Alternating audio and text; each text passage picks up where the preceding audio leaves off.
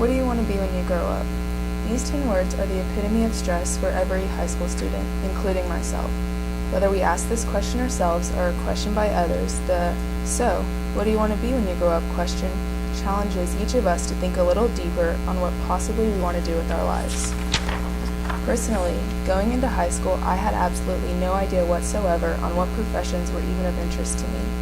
And being the inexperienced freshman I was, it was a little daunting to think it was time for me to plan out my entire future. But after a lot of soul searching and talking with others, I found a career that interests me and I'm passionate about.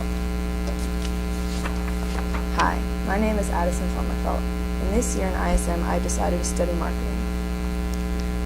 For the first part of this course, I've conducted both primary and secondary research in this field. For primary research, I've reached out to professionals in the marketing industry and conducted informational interviews. I've learned in life that it's important to be able to step outside of your comfort zone and be challenged with something you're not familiar or accustomed to. That challenge will allow you to see what you can do. This quote relates to my interviews, as I've been able to put myself out there with professionals and try to gain as much information as possible. And through this, I've learned a ton of unique information that wouldn't have been gained from secondary research. So I started off the year thinking I wanted to study event planning, but after talking with these professionals, I was introduced to the marketing side, and that was really what appealed to me. So I don't want to spend a ton of time on these because I kind of changed my topic, but ultimately what I learned about the event planning industry is that it's in every business. You need people to plan the events, the trade shows, and all that kind of stuff. So the difference between event planning and marketing is event planning is a lot more hospitality based, while marketing is a lot more business oriented, and so that's kind of what drew me to the marketing side. I started off my marketing interviews just kind of by chance with sports marketers, and I interviewed Josh Hermanson and Jacob Gutierrez, and both of these interviews were extremely beneficial in helping me gain a fundamental understanding of what exactly marketing was. So a general overview is that marketing is a very passion-driven industry, and it involves a lot of creativity and problem solving. And ultimately the goal of sports marketing particularly is to drive ticket sales, but overall marketing, the overreaching goal is to increase ROI, return on investment. So my next couple interviews were probably the most beneficial because they were business marketing, and I started to tailor my questions to more industry specific and not just general basic overview. So my first business marketing interview with Travis Hill, we talked about a variety of different things, but the one thing I wanted to hone in on is the importance of successful marketing and how it's important to tell a story and connect with your target audience. So up here there's a bunch of different logos like Twitter, McDonald's, Facebook, and a lot of times companies just put a picture on paper and they don't connect with the audience. So Mr. Hill really explained the importance of having a logo, having a marketing campaign commercial that connects with the audience and makes them feel something so that they'll remember your product and your brand. My next business marketing interview was with Blair Wright, and one of the interesting things about this interview is that she studied marketing at Texas A&M, which is a school I would really like to get into. And so from that, I was able to gain practical steps on different career paths I could take there. Some of the things that she advised is to take advantage of the counselors and to meet with them as much as possible. And one of the things that I really found beneficial is that she told me to pay attention in every class, not just my marketing specific, but to pay attention in the finance and the human relations and all the other classes, because marketing is such a broad and far-reaching field. It's important to know a little bit about everything. And up here is just a quick little visual I made of kind of the different branches in marketing, and I'll talk a little bit more about that later in my secondary research, but it's subjective to the person, and so these are the three things that she said are the three main fields you could go into through marketing. The next interview I had was with Michelle Weatherall, and she did marketing at Dr. Pepper and Snapple. And one of the main things we talked about was kind of the pros and cons in the industry. So you can read those up there, but one of the things that I found interesting was subjective under cons. And marketing is a very subjective industry. There's a lot of different ways you can market a product. So each individual and each company has different ideas on how to best market the product. And there's different ideas on what campaigns are good or bad, especially with consumers and your target audience.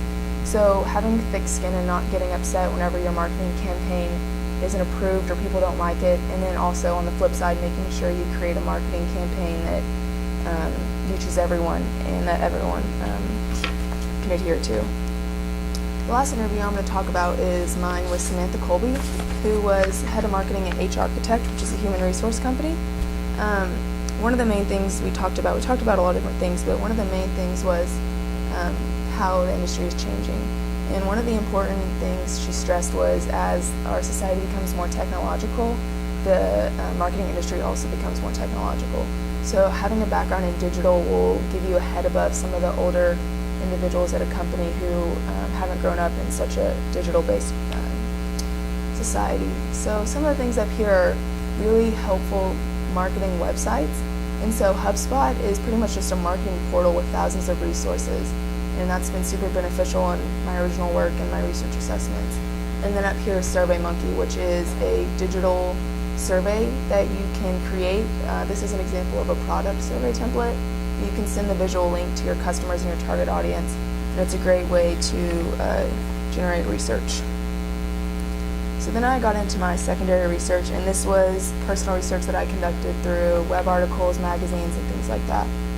So I started off kind of wondering what exactly I could do in marketing because it's such a broad field. So I broke it up into 4 different categories, and like I said, it's pretty subjective to the person. But the main ones I started with was brand management, and that's kind of the one I'm most interested in. And it's a lot to do with the product and making sure you have a positive connotation associated with your product. Research analytics is a lot of stats and a lot of math, kind of like what it sounds like, just analyzing the data. Public relations is usually people that have a PR background and they can apply that to marketing. And then lastly, advertising is usually what people think of when they think of marketing. They think of logos and commercials and ads, but there's so much more to marketing than just advertising. So after that, I kind of got into marketing strategies, and as you can see, here's a graph of different strategies that companies are using. The ones on the top left are the most used, so like 79% social media and article posting. And then the ones down here on the bottom right are ebooks, and only 9% of companies use that. So then lastly, I got into content marketing, which is a type of marketing strategy, and it's new and upcoming, and what it is it's different than any other marketing strategy, which is why I found it really interesting to research and learn more about. Content marketing is about building a relationship with the customer. It's not just trying to sell them something. So that's kind of difficult to understand, so I put some examples.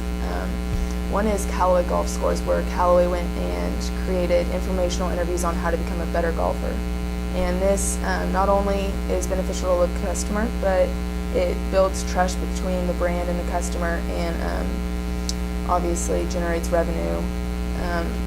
McDonald's Question Time is kind of a different one. It is McDonald's told their consumers to ask any question, and they would answer all of them. So this is actually done in Canada, and the McDonald's there answered over 10,000 customer questions, and this was free.